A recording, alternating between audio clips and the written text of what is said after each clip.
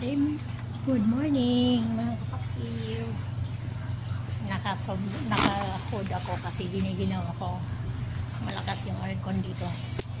Ayan, nagtatay ko. Ayan ang tatay. Ayan ang tatay ko mga kapaksiw. Good morning sa lahat kong mga viewers, followers dyan. Good morning sa inyo. Ayan ang aking tatay na nag 50-50. Hope na lang ako na makarecover kami mga kapaksiw. Ayan. Nakahod ako, sobrang lamig dito. Nanginginig ako sa lamig. Ayan. Sana i-pray natin ang tatay ko na makarecover ng tuloy-tuloy mga kapaksiw. Ayan. Hi tatay. Morning.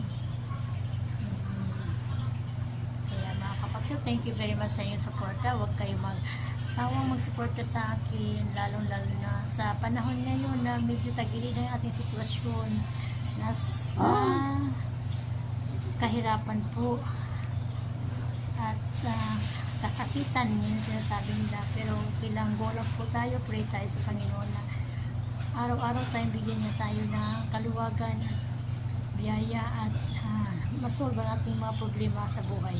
Kaya good morning mga kapaksiw. Thank you very much sa inyo mga kapaksiw. Bye bye. Bye mga kapaksiw.